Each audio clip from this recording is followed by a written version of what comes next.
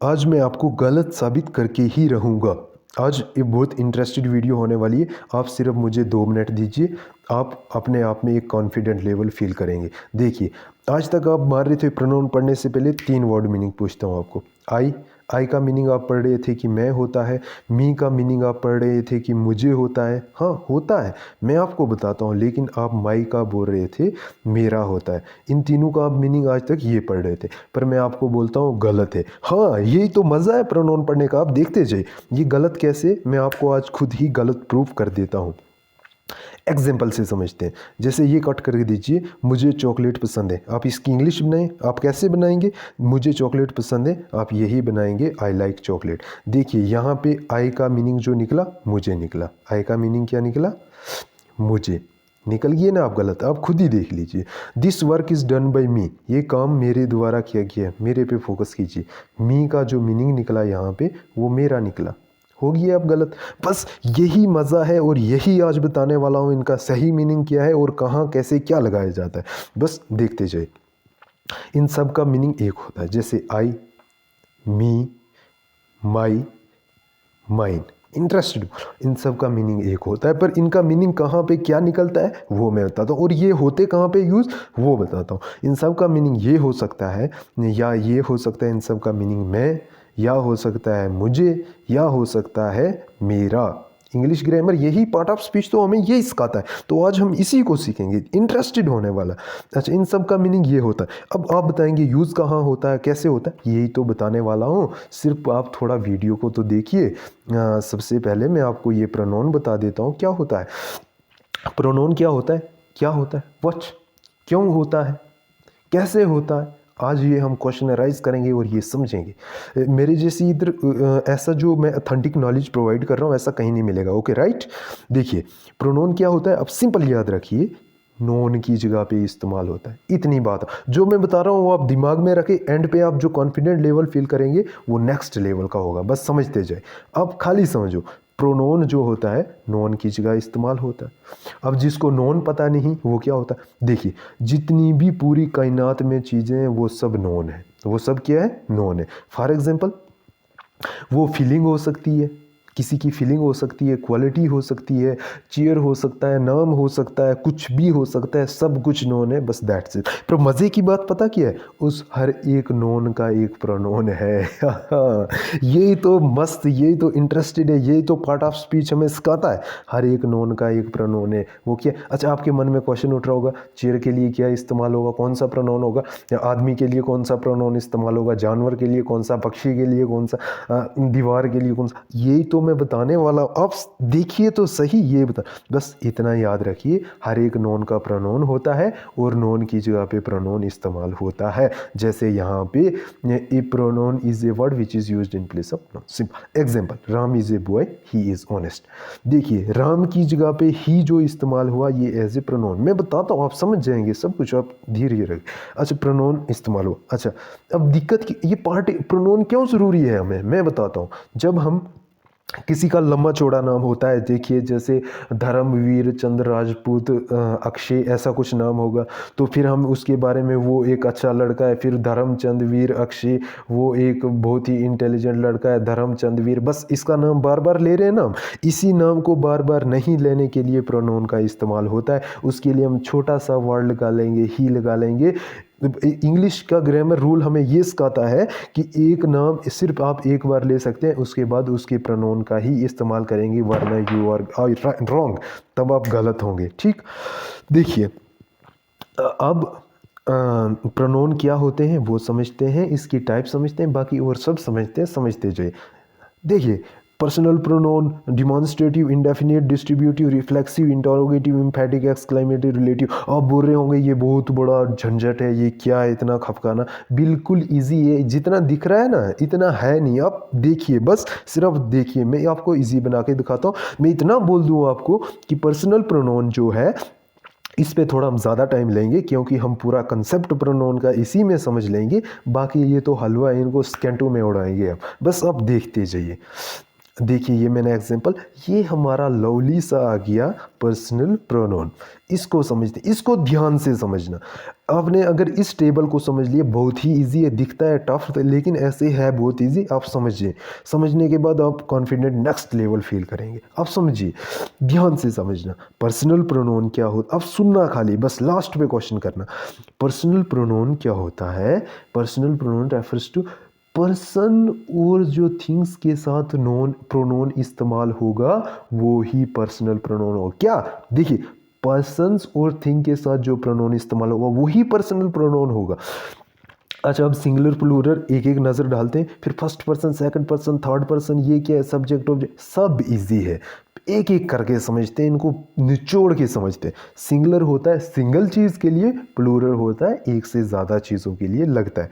अच्छा, first person, second person, third person क्या होता है? हाँ, ये भी बताता हूँ। फर्स्ट पर्सन वो होता है जो बात कर रहा होता है, और सेकंड पर्सन वो होता है जो बात को सुन रहा होता है, और थर्ड पर्सन वो होता है जिसके बारे में बात की जा रही हो। क्या क्या बोला मैंने? फर्स्ट पर्सन बोलने वाला, सेकंड पर्सन सुनने वाला, थर्ड पर्सन जिसके बारे में मैं आपसे बात कर रहा हूँ। ठीक, अब ये कैसे? ये आई वी ये क्या है मैं बताता हूँ। जैसे पहले आप इसको समझे, ये बताता हूँ मैं, फिर इसको हम ऐसे समझेंगे। ये दो लाइनें समझ लो, बाकी सब समझ आ जाएगा। देखिए, क्या होता है कि जब मैं एक आपसे बात कर रहा हूँ, एक बंदा आपसे बात कर रहा हूँ, तो मैं आई लगाऊंगा, वो फिर आई लगाऊंगा। जब मैं आपसे एक बंदा बात कर रहा हूँ, जब हम आपसे बहुत सारे बंदे बात कर रहे हैं तो वी का इस्तेमाल होगा। जब बोलने वाले बहुत ज़्यादा होंगे तो वी का इस्तेमाल होगा। अच्छा, जब सुनने वाला एक होगा तो यू। ये बोलता है मैं यू एक ही रहूँगा ना, मैं यू सिंगुलर भी हूँ, मैं ही प्लूरल भी हूँ। देखिए, अगर आप सुनने वाले एक है तो मैं यू का इस्तेमाल कर रहा हूँ, आप एक से ज़्यादा हैं, बहुत सारे हैं, तो मैं तब भी यू का ही इस्तेमाल करूँगा। सुनने वाले जितने भी यू का। अच्छा, थर्ड पर्सन में कंडीशन जागती है कि मैं, देखिए ये सवाल उठता होगा आपके मन में, अगर मैं लड़की के बारे में बात, मैं दीवार के बारे में बात कर रहा हूँ, मैं डोंकी के बारे में बात कर रहा हूँ, मैं मक्खी के बारे में बात कर रहा हूँ, मैं पैरोट के बारे, अच्छा इनके लिए क्या प्रोनाउन इस्तेमाल होगा? मैं जिसके बारे में बस ये, बस इन चीज़ों से ख़त्म। अगर मैं एक लड़की के बारे में बात कर रहा हूँ, एक, ये जो तीन है ये सिंगुलर है, ये समझे पहले। अगर मैं किसी लड़की के बारे में बात कर रहा हूँ, फीमेल के बारे में, फीमेल जेंडर के बारे में शी का इस्तेमाल करूँ। अगर लड़के के बारे में मेल जेंडर तो ही का इस्तेमाल। अच्छा, जितनी भी नॉन लिविंग थिंग्स हैं और जेंडर का हमें कोई पता नहीं है, या फिर वो एनिमल हैं, तो उनके लिए एनिमल, जिंदा चीज़ों के लिए भी इट का इस्तेमाल करेंगे। एनिमल के लिए, इंसानों के लिए नहीं। ये दो चीज़ों में आइडेंटिफाई कर दी। हाँ, अगर यार एनिमल एक से ज़्यादा है, या फिर वो इंसान एक से ज़्यादा, ये ग्रुप ऑफ पीपल है। हाँ, बस ये समझ लो, ग्रुप ऑफ पीपल, क्या ग्रुप ऑफ पीपल है, एक से ज़्यादा है, तो उनके लिए दे का इस्तेमाल करूँगा। बस इतना समझ आ गया, बस इजी है। अब ये समझिए, बाकी सब इजी है, ये समझ। सब्जेक्ट क्या होता है, ऑब्जेक्ट क्या होता है, पोजेसिव क्या होता है, पोजेसिव एडजेक्टिव और पोजेसिव प्रोनाउन क्या होते हैं। अच्छा, अभी आपने बोला आई, क्या आई का भी वही है, मी का भी, माई का भी, माइन का भी, फिर ये खफकाना इधर से कहाँ आ गया, यही तो बताने वाला हूँ, इनका इस्तेमाल तो बताने वाला हूँ, यही तो इंटरेस्ट है। ये देखिए आप, सब्जेक्ट पता क्या होता है? जब मैं खुद को, ये लाइन समझिए, बाकी नीचे आप सब समझ जाएंगे, बस ये जितनी समझिए, बाकी नीचे आप सेम वैसा ही, बस एक ही समझिए। देखिए, जब मैं एक बंदे को लेके बात कर रहा हूँ, सिंगुलर को लेके, वैसे ही प्लूरल में भी होगा, वैसे ही सुनने वालों के लिए भी होगा, वैसे ही जिसके बारे में कर रहे हैं वैसे ही होगा, सेम वैसे ही होगा। बस आप इतना समझिए, ये वाला टिप, ठीक, राइट। अच्छा, सब्जेक्ट आई पता कब लगता है? जब मैं खुद को एज ए सब्जेक्ट रिप्रेजेंट करूँ। हाँ, मैं सेंटेंस की मदद से बताऊंगा ना आपको। जब मैं खुद को आई एज ए, खुद को सब्जेक्ट रिप्रेजेंट करूंगा, तब आई का इस्तेमाल। जब मैं खुद को ना ऑब्जेक्ट रिप्रेजेंट करूंगा, तो तब पता क्या होगा? मी का इस्तेमाल होगा। जब मैं खुद को एज अ ऑब्जेक्ट रिप्रेजेंट करूंगा तो मी का इस्तेमाल। जब मैं किसी चीज़ पे हक जिताऊंगा ना, उसमें माई का या माइन का इस्तेमाल होगा। अच्छा, अब बताइए, अगर फिर माई या माइन का हक जिताने, मतलब किसी चीज़ को ये मेरी है, दिस इज़ ओवर है, तो उसमें मैं हक जिताने को माई का इस्तेमाल करूँगा, या किसका करूँगा? माइन का। अच्छा, फिर इनमें डिफरेंस क्या है, ये क्वेश्चन जागता है, तो यही तो बताऊंगा। अब इनका डिफरेंस समझते हैं। पोजेसिव एडजेक्टिव पता क्या होता है? नॉन से पहले जो लगता है वो पोजेसिव एडजेक्टिव होता है। और पोजेसिव प्रोनोन पता क्या होता है? जो नोन की जगह पे लगता है ये पोजेसिव प्रोनोन है। जो नोन से पहले लगता है ये क्या है? Possessive adjective. सिंपल, समझते हैं ना? ये पहले की एग्जांपल लेके समझते हैं। आई और मी का कंसेप्ट जैसे देखना, आई और मी का पता क्या है? जैसे आई, जैसे आई लाइक टी, मैं कॉफ़ी चाय पसंद करता हूँ, ठीक। आई मैंने खुद को सब्जेक्ट रिप्रेजेंट किया, तो तब आई में खुद को रिप्रेजेंट किया, आई लाइक टी, तब आई में खुद सब्जेक्ट की मैंने प्रेजेंट किया खुद को सब्जेक्ट। अच्छा, जब मैं ऑब्जेक्ट प्रेजेंट करूँगा ना, this work is done by me, this work is done by me, ये वर्क, ये काम मेरे द्वारा किया गया है, तो मैंने मी जो है ना एज ए खुद को ऑब्जेक्ट रिप्रेजेंट किया, ये बात है। अच्छा, अब ये नोन से पहले लगता है, ये नोन की जगह लगता है, यही तो समझते हैं, बाकी आप समझ लें। This is my book, book क्या है? ये नोन है, और इसके पहले क्या लगा? माई, तो ये क्या है? Possessive adjective. मैंने क्या बताया? पोजेसिव एडजेक्टिव वो होता है जो नोन से पहले लगता है। अच्छा, प्रोनोन, पोजेसिव प्रोनोन क्या होता है? क्या होता है? Possessive pronoun. मैंने क्या बोला? जो नोन की जगह पे नोन की जगह पे लगता है। जैसे दिस इज़ माई बुक, इधर नोन एंड पे क्या था? बुक, बुक क्या था? नोन की जगह पे मैंने क्या इस्तेमाल किया? यहाँ पे बुक की जहाँ जगह थी वहाँ पे क्या किया मैंने?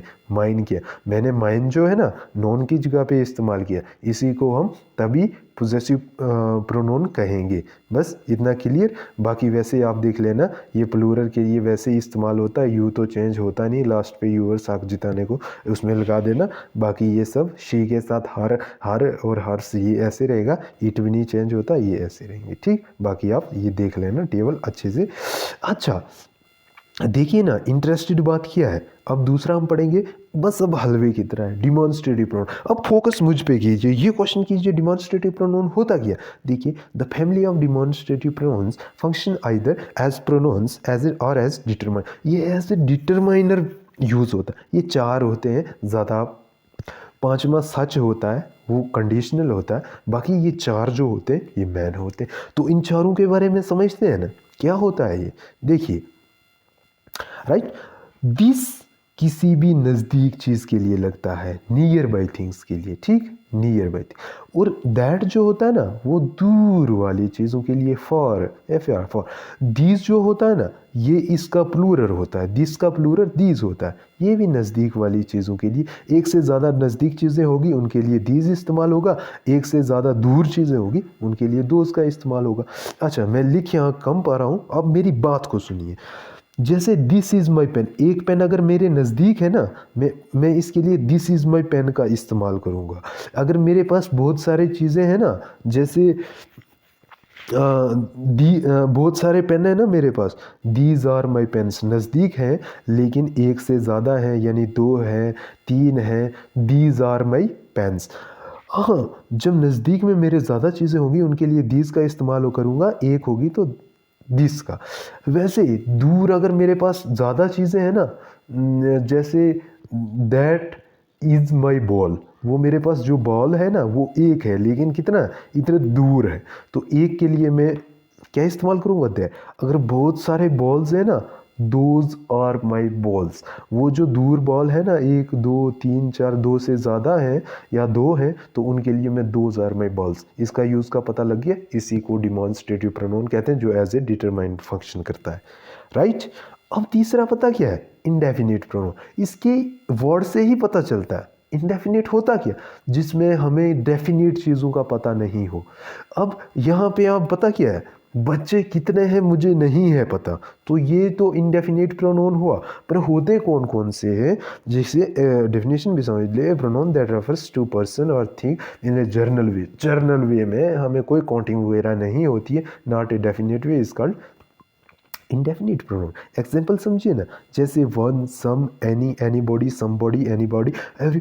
अच्छा, आप ये बताएंगे, ये तो पढ़ लिया, एनीबॉडी, समबॉडी, एनीबॉडी, क्या होता है? देखिए, मैं तो बता रहा हूँ क्या होता है। जब हमें काउंटिंग का पता ही नहीं हो, मुझे एक बंदा चाहिए तो मैं उसको एज ए वन कंसिडर करूँगा, मुझे कोई भी, या एनी का करूँगा, कोई भी एक चाहिए, या एवरीबॉडी, या सम बॉडी, या जो विलिंग बॉडी है, वो जो ख्वाहिशमंद है, वॉलंटियरली है, जो आना चाहते हैं आ जाओ, पर मुझे कोई पता नहीं है ना, मुझे ये पता है मुझे कितने चाहिए, मतलब कितने चाहिए कभी कभी लग जाता है, लेकिन ऐसे वो कितने हैं वो नहीं लगता।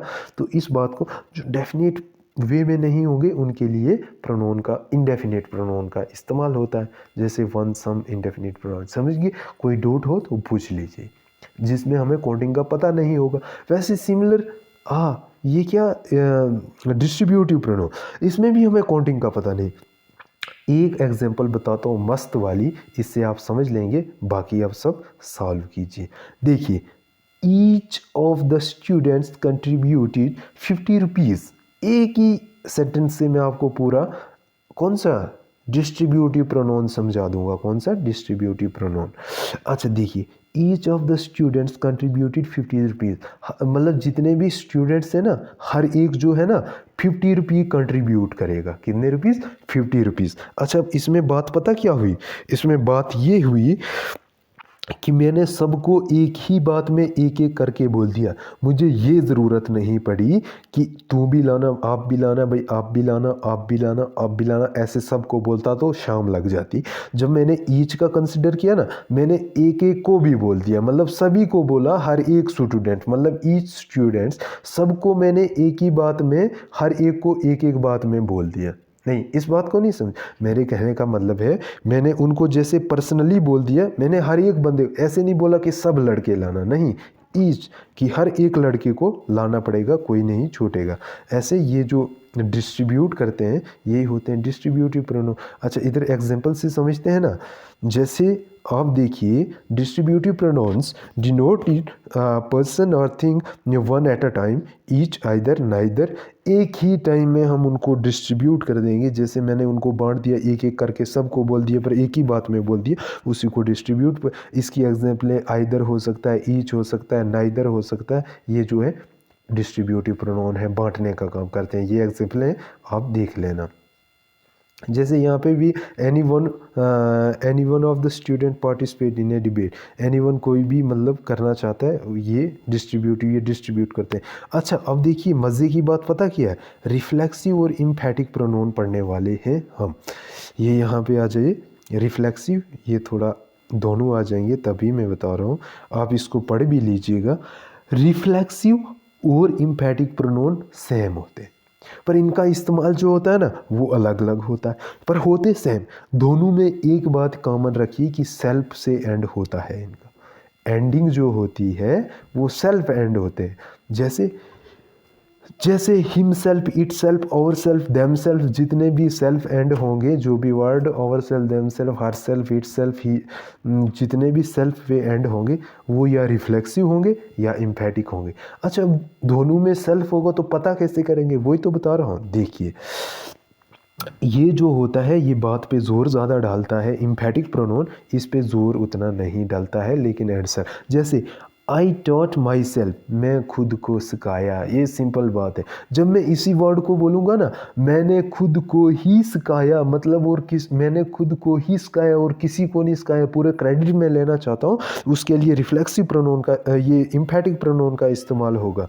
जैसे यहाँ पे मैं बोल दूँ आपको, I did it my self, मैंने खुद ही ये किया, मतलब मैं किसी और को क्रेडिट नहीं देना चाहता हूँ, मैंने खुद ही ये किया। जब मैंने ये फोकस जोर डाला, इसी को इम्फैटिक प्रोनाउन, जोर डालने को इम्फैटिक। जैसे मैं राम बन गया था, ये हो गया एक सिंपल बात, इसको रिफ्लेक्सिव प्रोनाउन किए थे, खुद, मैं खुद ही राम बन गया था। जब मैं बोलूँगा मैं खुद ही राम बन गया था, मतलब कोई और नहीं गया था, दैट मीन वो इम्फैटिक प्रोनाउन है। आई थिंक आप समझ गए होंगे।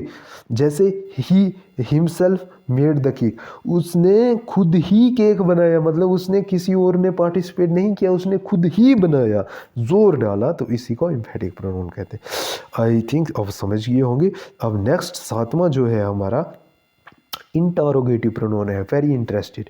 जैसे ना WH के साथ जो भी वर्ड स्टार्ट होगा, जैसे विच, वट, हुज, वॉम, जो भी होगा वो क्या होता है, वो होता है इंटरोगेटिव प्रोनाउन। क्यों? उससे क्वेरीज बनती है, वो क्वेश्चन बनाता है। इंटरोगेटिव प्रोनाउन का मतलब होता है क्वेश्चन बनाना, पर WH से जो स्टार्ट होता है। दूसरी कंडीशन पता क्या है, ये तीन चीज़ें आप याद रखिए। कौन कौन सी? A, B और C कंडीशन। हु जो होता है ना, किसी एक पर्सन के लिए साथ यूज। विच जो, जैसे हु वाज शूटिंग थी, विच जो होता है ना, विच ये यूज़ बोथ पर्सन या थिंग्स, दो चीज़ें या दो से ज़्यादा चीज़ें या इंसान हो गए उनके लिए, जैसे which of this team will win the prize. ठीक, दो टीमों की बात की, बहुत सारी टीमों की बात की। ठीक, वैसे जो लास्ट वाला कंपलसरी है, after the preposition worm is use instead of, देखना सिंपल है, WH के पहले अगर कोई भी प्रीपोजिशन लगता है तो वो भी एक इंटरोगेटिव प्रोनाउन कहलाता है। प्रीपोजिशन जैसे बाई वोम, WH के पीछे बाई जो है प्रीपोजिशन लगा, जैसे कोई भी प्रीपोजिशन WH के पीछे लगा वो भी क्या सिंबल होता है, क्वेश्चन अराइज करने का, तो वो कौन सा, इंटरोगेटिव प्रोनाउन हो गया। आई थिंक समझ गए होंगे। ऐसा कंटेंट आपको कहीं भी प्रोवाइड नहीं होगा, ये मैं दावे से कहता हूँ। अच्छा, एक्सक्लामेटरी पता क्या हो, एक्सक्लामेटरी का मीनिंग होता है सडन फीलिंग, जो अचानक से हो जाए, हैरान की। अच्छा, प्रोनाउन पता क्या होता है, देखना सिंपल, एक व्हाट को आप याद रखिए, व्हाट के आगे एक्सक्लामेटरी मार्क, ये एक्सक्लामेटरी मार्क होता है, इस सरप्राइज वगैरह जो होते हैं, तो उसके आगे आप जो भी सेंटेंस लिखेंगे ना वो एक्सक्लामेटरी प्रोनाउन होगा। व्हाट के आगे क्वेश्चन मार्क जहाँ पे आप दिखता है उसके आगे जो भी क्वेश्चन होगा, सॉरी एक्सक्लामेटरी मार्क, उसके आगे जो भी क्वेश्चन होगा आंखें बंद करके कह देना ये एक्सक्लामेटरी प्रोनाउन है। जैसे example, what what you don't know the great scientist, क्या आप ग्रेट उस महान साइंसदान के बारे में, विज्ञानिक के बारे में नहीं जानते। What you lost your ATM card, मतलब हैरानगी, सरप्राइज, ऐसे झटका, जैसे शॉक लगे, उसको बोलते हैं एक्सक्लामेटरी प्रोनाउन। सिंपल वर्ड के आगे एक्सक्लामेटरी मार्क, उसके आगे जो भी सेंटेंस हो वो क्या होता है, एक्सक्लामेटरी प्रोनाउन। लास्ट हमारे पास आ गया, क्या है हमारे पास, रिलेटिव प्रोनाउन। क्या होता है रिलेटिव प्रोनाउंस, पता क्या होते हैं, सिंपल होते हैं। ये पता क्या होते हैं, सिर्फ 5 किस्म के होते हैं। कितने किस्म के, 5। कौन कौन से, who, whom, whose, which, that, 4 WH word और एक दैट। ठीक, हु, वूज, विच और दैट, ये 5 होते हैं। अच्छा, ये पता क्या काम करते हैं, कंजक्शन का काम करते हैं। ये मैंने पीछे भी क्लॉज में पढ़ाया है कि जो भी कंजक्शन दो सेंटेंसों को जोड़ने का काम करेंगे उनको रिलेटिव प्रोनाउंस कहते हैं, पर वो इन 5 में से होने चाहिए। कंजक्शन वर्ड और भी होते हैं, पर who, whom, whose, which, that, ये दो सेंटेंसों, दो क्लॉज या दो फ्रेज के बीच में आपको दिख रहा है, आंखें बंद करके कह देना ये कंजक्शन प्रोनाउन है। ये 5 चीज़ें जब दो सेंटेंसों को जोड़ रही होंगी, सेंटर में होगी, तो आप समझ लेना रिलेटिव प्रोनाउन है। For example, this is the man who got injured, who जो है ना इसी का है, तो हु जो दोनों सेंटेंस को जोड़ने का काम कर रहा है, तो क्या होगा, मतलब दोनों फ्रेज, ये जो भी कंजंक्शन का काम कर रहा है, तो ये क्या हुआ, यही तो हुआ हमारा रिलेटिव प्रोनाउन। जैसे the horse which I recently sold N अर्ब, ये घोड़ा जो है ना मैंने कहा अर्ब में बेचा, जो ये घोड़ा है ये मैंने रिसेंटली अभी अर्ब में बेचा। तो पता क्या हुआ, यहाँ पे जो विच है ये कंजक्शन का काम कर रहा है, तो ये भी रिलेटिव प्रोनाउन है, तो इसलिए ये जो सेंटेंस है ये रिलेटिव प्रोनाउन का है, और इसमें कंजक्शन जो है विच है ये भी रिलेटिव प्रोनाउन है। जैसे और भी आ गई, this is the person that follow the traffic rules, that भी है, कौन से, हु, हुज, विच, वोम और दैट। ठीक, ये जो है जैसे दैट आ गया ये भी कंजक्शन है, तो ये भी क्या हो, रिलेटिव प्रोनाउन। आई होप आपको अच्छे से समझ आ गई होगी। थैंक यू, अब मिलते हैं नेक्स्ट वीडियो।